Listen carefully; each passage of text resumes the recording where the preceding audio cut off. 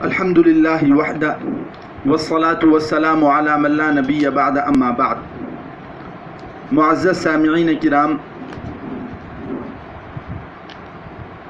آج کی اس ویڈیو میں یہ بیان کرنا ہے کہ کیا اسلام کی محبت اور وطن کی محبت میں کوئی تعارض ہے یا تعارض نہیں ہے، یعنی ایک دل کے اندر اسلام کی محبت اور وطن کی محبت دونوں جمع ہو سکتی ہیں یا جمع نہیں ہو سکتی ہیں۔ اس بارے میں چند باتیں عرض کرنا چاہتا ہوں۔ تو سب سے پہلی بات تو میں یہ عرض کرنا چاہتا ہوں کہ اسلام کی محبت اور وطن کی محبت میں کوئی تعارض نہیں ہے، اور وطن کی محبت اور اسلام کی محبت ایک دل کے اندر دونوں جمع ہو سکتی ہیں۔ اور اگر ہم اللہ کے رسول صلی اللہ علیہ وسلم کی زندگی پر غور کریں تو ہمیں معلوم ہوگا کہ اللہ کے رسول صلی اللہ علیہ وسلم کو اپنے وطن سے محبت تھی۔ تو آپ بتائیے، جب اللہ کے رسول صلی اللہ علیہ وسلم کو اپنے وطن سے محبت تھی تو معلوم یہ ہوا کہ اسلام کی محبت اور وطن کی محبت کے اندر کوئی تعارض نہیں ہے، کوئی دوری نہیں ہے، ایک دل کے اندر یہ دونوں محبتیں جمع ہو سکتی ہیں۔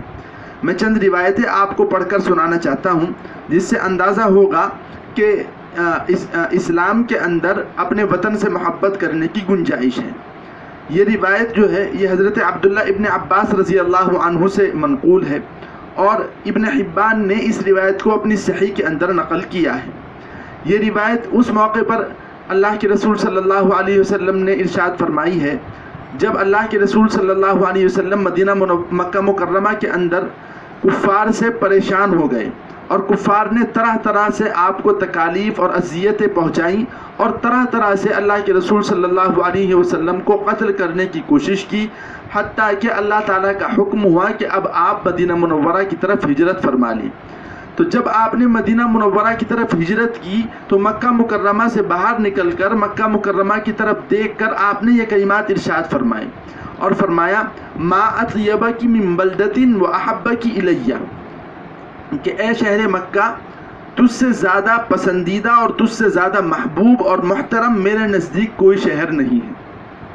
ولولا ان قومی اخرجونی منک ما سکنت غیرک، اور اگر میری قوم مجھے تجھ سے نہ نکالتی تو میں تیرے علاوہ کسی اور شہر کے اندر نہ رہتا۔ آپ بتائیے، اللہ کے رسول صلی اللہ علیہ وسلم کے ان کلمات سے کیا یہ بات نہیں پتہ چلتی کہ اسلام کے اندر وطن سے محبت کی جا سکتی ہے؟ یقیناً یہ بات پتہ چلتی ہے کہ اسلام سے محبت کی جا سکتی ہے، کیونکہ اللہ کے رسول صلی اللہ علیہ وسلم غم کے مارے یہ بات کہہ رہے ہیں کہ اگر میری قوم مجھے نہ نکالتی تو میں کبھی کسی اور شہر کے اندر جا کر نہ بستا، میں مکہ مکرمہ ہی کے اندر رہتا۔ تو یعنی آپ کو مکہ مکرمہ سے اتنی زیادہ محبت تھی۔ اسی طریقے سے ایک دوسری روایت ہے جو میں آپ کو سنانا چاہتا ہوں۔ یہ روایت حضرت عائشہ صدیقہ رضی اللہ عنہا سے منقول ہے، اور اس کو بھی ابن حبان نے اپنی صحیح کے اندر نقل کیا ہے۔ فرماتے ہیں اللہم حبب الینا المدینۃ کما حببت الینا مکۃ واشد۔ اللہ کے رسول صلی اللہ علیہ وسلم نے دعا مانگی اللہ تعالیٰ سے کہ اے اللہ، آپ ہمارے دل میں مدینے کی محبت پیدا فرما دیں جیسا آپ نے مکہ کی محبت ہمارے دل میں پیدا فرمائی ہے، بلکہ مکے کی محبت سے زیادہ محبت پیدا فرما دیجیے۔ تو دیکھیے، اللہ کے رسول صلی اللہ علیہ وسلم جب مکہ مکرمہ چھوڑ کر مدینہ منورہ چلے گئے ہیں تو چونکہ مکہ مکرمہ آپ کا اصل وطن تھا تو اس سے قدرتی اور طبعی محبت تھی۔ اب مدینہ منورہ آ گئے تو اس کی محبت کے لیے آپ نے دعا مانگی کہ اے اللہ، مدینہ منورہ کی محبت میرے دل میں پیدا فرمائیے جس طریقے سے مکہ مکرمہ کی محبت آپ نے میرے دل میں پیدا فرمائی، اور آپ مدینہ منورہ کی محبت مکے سے زیادہ میرے دل کے اندر پیدا فرما دیجیے۔ اس روایت سے یہ بات ہمیں پتہ چلتی ہے کہ اپنے وطن سے محبت ہونی چاہیے، اور اسلام میں اپنے وطن سے محبت کی جا سکتی ہے۔ اسلام کی طرف سے گنجائش ہے کہ ہم اپنے وطن سے محبت کر سکتے ہیں۔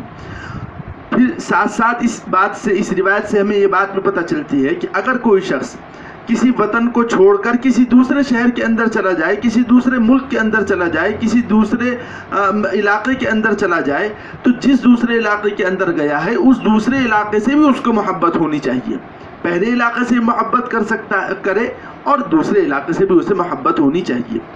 ایک اور روایت میں آپ کو سنانا چاہتا ہوں جو روایت امام بخاری رحمۃ اللہ علیہ نے نقل کی ہے۔ امام بخاری رحمۃ اللہ علیہ فرماتے ہیں کان رسول اللہ صلی اللہ علیہ وسلم اذا قدم من سفر فابصر درجات المدینہ اوضع ناقته وان كانت دابۃ حرکها۔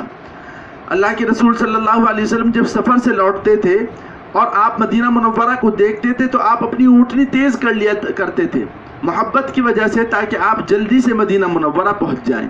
اس روایت سے بھی اندازہ ہوتا ہے کہ وطن سے محبت ہونی چاہیے اور اللہ کے رسول صلی اللہ علیہ وسلم نے اپنے وطن سے محبت کی ہے۔ ایک اور روایت میں آپ کو سنانا چاہتا ہوں، وہ روایت یہ ہے کہ ابتدائی اسلام کے اندر جب اسلام کا ظہور ہوا، اس وقت جب اللہ کے رسول صلی اللہ علیہ وسلم نے سب سے پہلی مرتبہ حضرت جبرائیل علیہ السلام کو دیکھا تو آپ علیہ السلام گھبرا گئے اور آپ حضرت خدیجہ رضی اللہ عنہا کے پاس آئے اور آ کر آپ نے کہا کہ میں گھبرایا ہوا ہوں اور مجھے لگتا ہے کہ میری موت ہو جائے گی۔ آپ گھبرا گئے تھے بہت زیادہ۔ تو حضرت خدیجہ رضی اللہ عنہا ورقہ بن نوفل کے پاس اللہ کے رسول صلی اللہ علیہ وسلم کو لے کر گئیں۔